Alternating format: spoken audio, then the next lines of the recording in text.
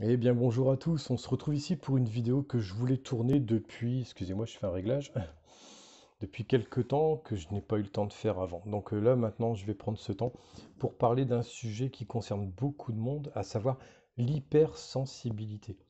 C'est vrai que je m'y étais pas intéressé au tout début de, on va dire, de ma carrière, et puis il m'a été rapporté que c'est un besoin qui concerne beaucoup de personnes. C'est un mal-être, un mal-vivre. Donc j'ai eu envie vraiment de faire quelque chose par rapport à ça par le biais de cette vidéo. Euh, voilà. Donc l'hypersensibilité, ben, tout simplement, hein, si on doit la définir très vite, tout est exacerbé. C'est pas seulement le fait de voir quelqu'un qui pleure constamment pour n'importe quoi, comme on a cette image-là de l'hypersensible.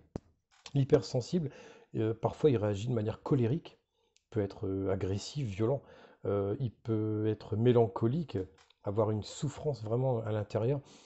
Et puis voilà, on a bien sûr l'image de l'hypersensible qui pleure beaucoup pour pas grand-chose, du moins aux yeux des autres, mais pour lui c'est une vraie souffrance. Donc vraiment, la moindre phrase, le moindre acte que cette personne interprète à sa façon va le déclencher, le rendre, lui faire du mal. Voilà, il faut penser à ça. Il faut savoir, j'espère que ça va un petit peu relativiser les choses, quoi, que vous n'êtes pas seul. Moi, j'ai pu avoir une étude dans les mains qui m'a, pour être franc, donné l'idée de cette vidéo. Il faut savoir que 20% de la population mondiale est concernée à des degrés divers, certes, mais par l'hypersensibilité. Donc ça, c'est quelque chose que vous devez intégrer parce que vous n'êtes pas étrange parce que vous êtes hypersensible. Il y a des millions de personnes de toute culture, de toute catégorie sociale qui sont concernées par l'hypersensibilité. Donc c'est vraiment quelque chose qu'il faut intégrer. Et souvent, l'hypersensible se sent seul au sein de son noyau familial, amical et même professionnel, malheureusement.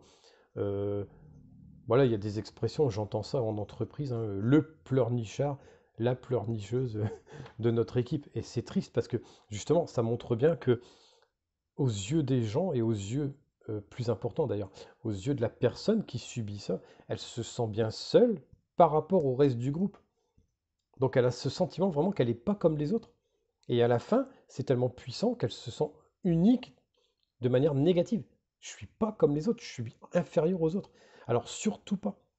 Il y a des millions de personnes. Mettez-le vraiment dans un petit coin de votre tête quand ça va mal, parce que c'est important de vous en rappeler. Un petit conseil, alors parce que c'est vrai, on a très vite tendance à classer les gens dans des catégories, on le sait, on fonctionne comme ça, parce on a besoin de mettre des cases. Et on met dans la case hypersensible toute personne qui fait ressurgir des émotions, entre guillemets, perçues comme faibles ou fragiles par les autres. En réalité, qui n'en sont pas. Puisqu'en réalité, c'est juste un regard différent que vous portez. C'est pas inférieur, faible, pas du tout. Différent ne veut pas dire faible. Moi, ce que je vous invite à faire, c'est que c'est une image qui est collée trop vite. Et bien souvent, des personnes dites hypersensibles ne le sont pas, ou pas autant qu'on peut le penser. Il y a des tests. Alors moi, vous le savez, hein, j'ai pas de partenariat avec diverses institutions ou autres. C'est pas ma façon de travailler. J'en veux pas d'ailleurs. Donc tout simplement, je vous invite à taper sur votre moteur de recherche à vous des tests pour faire le point sur votre hypersensibilité.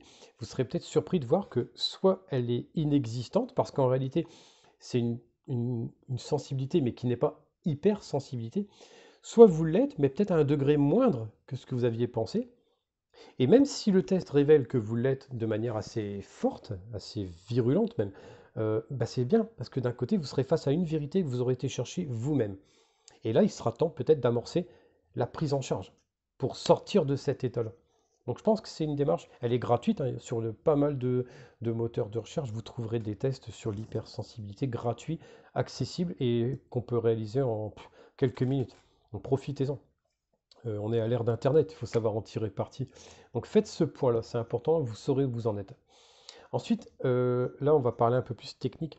Essayez de comprendre et de lister ce qu'on appelle vos déclencheurs émotionnels. Voilà. Quand on est hypersensible, on réagit euh, de manière intensive à quelque chose, un stimuli. Ça peut être des mots qui ont été prononcés, un acte qui a été fait contre vous, entre guillemets, en tout cas vous le percevez comme tel, ou l'inverse, des mots qui n'ont pas été dits quand vous auriez aimé les entendre, ou des actes qui n'ont pas été faits quand vous en aviez besoin. Peu importe, en tout cas, il y a quelque chose qui déclenche chez vous une réaction d'hypersensibilité. Alors, comprenez-les ces éléments qui déclenchent. Et surtout, notez-les, si possible, notez-les. Ça fait un petit peu scolaire, mais croyez-moi, c'est efficace. Pourquoi? Parce qu'une fois que vous aurez compris quels sont les déclencheurs, qu'est-ce qui déclenche et qu'est-ce que ça déclenche d'ailleurs? Est-ce que ça me fait pleurer? Est-ce que ça me met en colère? Est-ce que ça me fait me sentir inférieur? Est-ce que ça me met dans une mélancolie qui m'affaiblit? Vous voyez, quand vous aurez compris un peu tout ça, ces éléments déclencheurs, à partir de ce moment, vous serez à même, vous-même ou avec un accompagnement, de prendre en charge cette hypersensibilité pour la faire disparaître ou en tout cas la réduire afin qu'elle ne gêne plus votre quotidien. C'est important de le faire. C'est la base qui va vous permettre d'effectuer un travail seul ou accompagné pour vous dégager de cette hypersensibilité. Il faut savoir que vous n'êtes pas réellement responsable, quoi que les autres puissent vous dire. Parce qu'en fait, votre cerveau a appris, il a des mécanismes, il apprend, il a mis en place finalement un mécanisme, une réponse à ces déclencheurs. Voilà, vous subissez un déclencheur, le cerveau, lui, il a mis en place une réponse. Il se trouve que pour diverses raisons qu'on peut voir lors d'un accompagnement, par exemple, cette réponse, elle est mauvaise, entre guillemets. Le programme n'est pas bon, hein. Et donc la réponse, c'est de l'hypersensibilité sous ces formes que vous connaissez, les pleurs, etc. En fait, il faut savoir que ça, c'est obligatoire. Le cerveau, il a besoin de mettre en place des réponses à des choses. Donc, si elles ont été mauvaises, vous en êtes peut-être à l'origine, mais c'est pas de votre faute. Ça change tout, ça. Ça change vraiment tout. Et il est vrai qu'on... La bonne nouvelle, il faut bien qu'il y ait des bonnes nouvelles, ma vidéo, c'est surtout, je veux qu'elle soit positive, c'est que ça peut être modifié.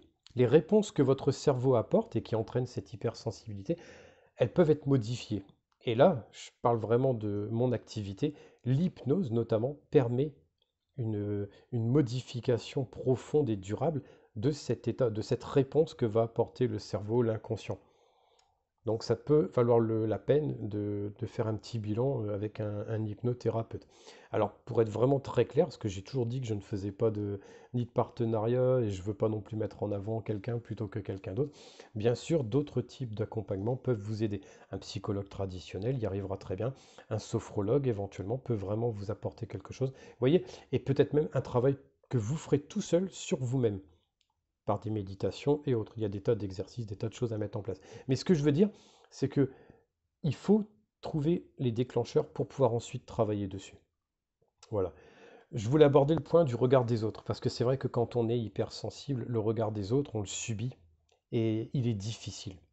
Au quotidien, il est difficile. Ça peut être des collègues de travail, des amis, de la famille, malheureusement même. Et toute chose, euh, au travers de notre regard hypersensible, quand on est concerné, ben, en fait, on voit du mauvais. On attend le moment où ils vont nous déclencher finalement.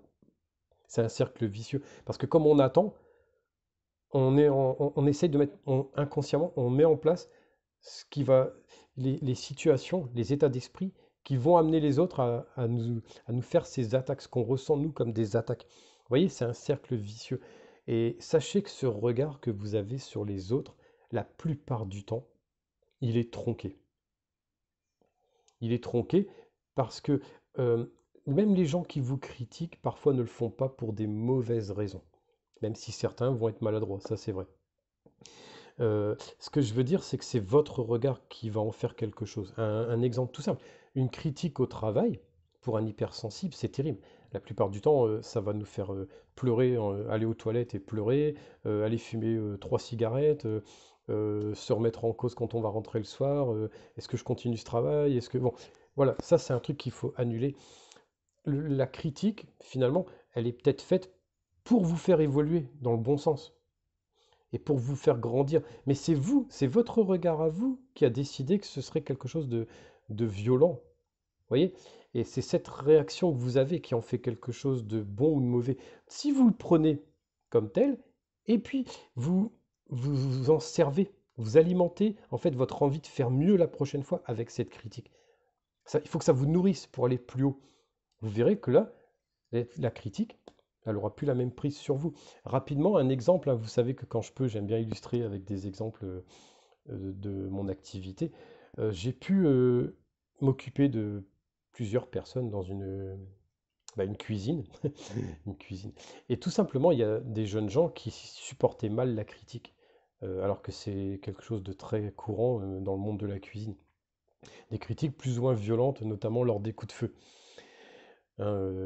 Voilà. Et il se trouve que j'ai expliqué à un jeune homme qui allait abandonner, je lui ai simplement dit, quand il recevait une critique de son chef, de son tuteur, de remercier. C'est tout simple. Voilà, il se prend une critique, il dit, bah merci, merci. Le mot merci fait qu'en fait, tout de suite, votre cerveau, ça c'est un peu une technique d'hypnose, hein, le remerciement fait qu'on va se mettre en état où on reçoit positivement ce qu'on nous donne. Donc la critique, elle est reçue, elle est perçue de manière positive pour nous faire grandir, ce que je disais juste avant.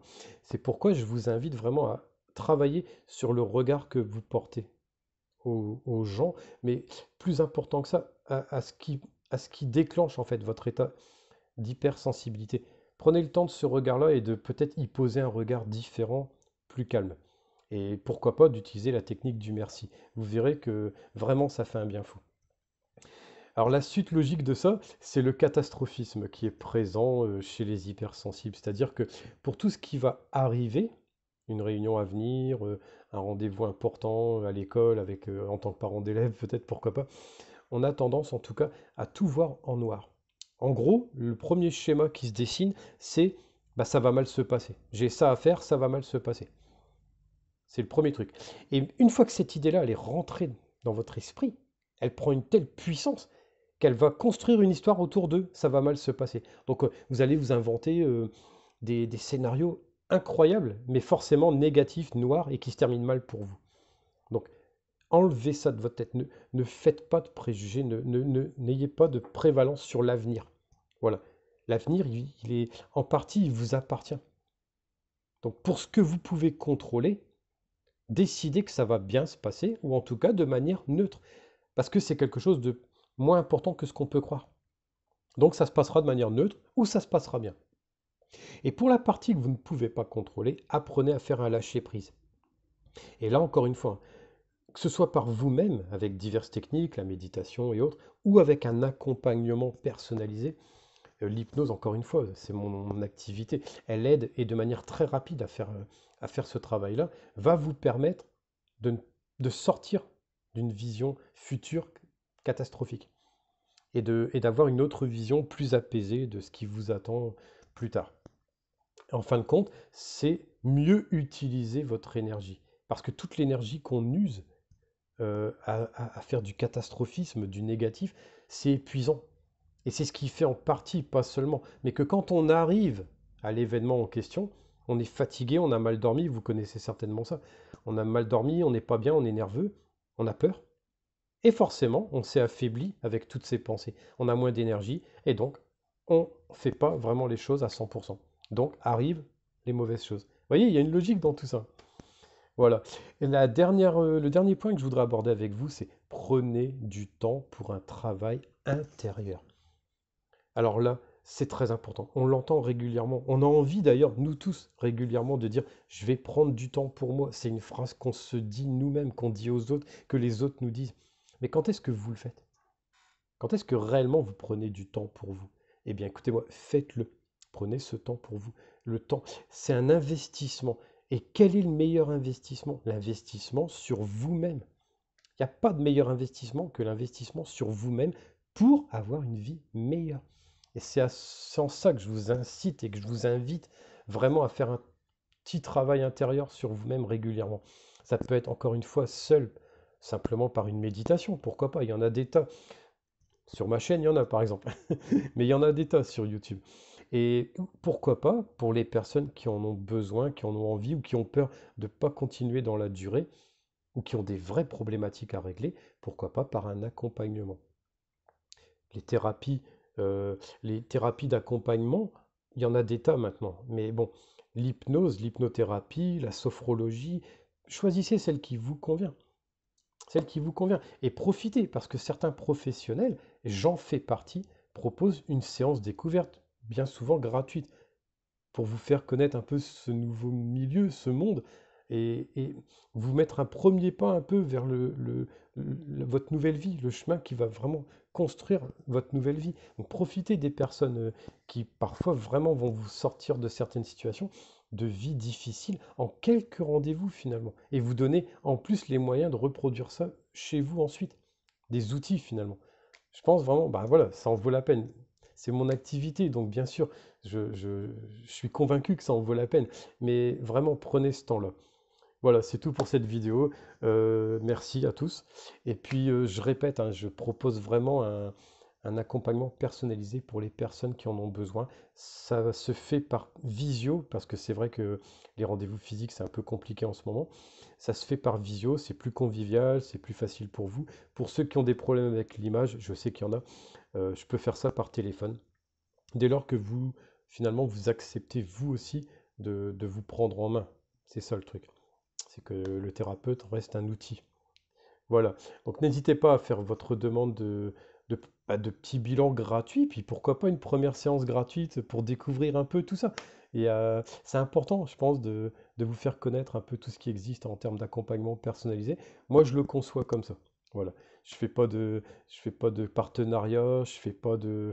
Voilà. Simplement, je propose un premier rendez-vous bilan et une première prise de contact par une première séance d'hypnothérapie que je vous offre. Voilà, en toute simplicité. Donc n'hésitez pas à me contacter via l'adresse mail que je vais mettre dans la description et en premier commentaire pour en bénéficier. C'est tout pour cette vidéo. Je vous retrouve très vite pour une méditation, certainement une méditation guidée. À très vite, prenez soin de vous.